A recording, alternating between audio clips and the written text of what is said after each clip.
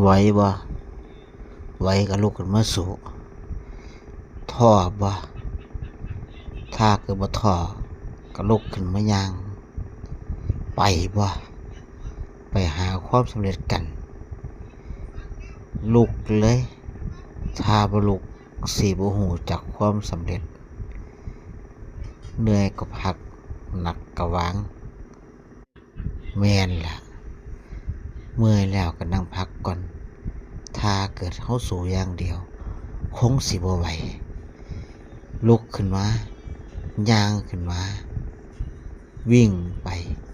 ข้างหน้าด้วยความสำเร็จและความมุมานะความสำเร็จอาจสิบ่ได้รอเฮาแต่การที่เฮาสุกขึ้นมาสู้สื่อว่าเฮาสู้ด้วยความพยายามด้วยความตั้งใจที่สุดแล้วเพราะฉะนั้นความสำเร็จ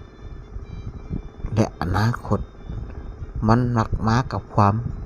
พยายามและมุมานะเท่านั้นเองตัดความขี้คร้านออกไปตัดความขี้เกียจออกไปแล้วเฮาสิได้ถือว่าเฮาทำสำเร็จกันแน่นอนทุกคนอาจสิบ่ได้สำเร็จทุกคนทุกคนอาจสิบ่ได้ลำบากทุกคนและทุกคนอาจสิบ่ได้ดีไปทุกอย่างความดีเท่านั้นที่ช่วยให้เฮาอยู่ในสังคมได้ทุกมื้อนี้สวัสดีครับ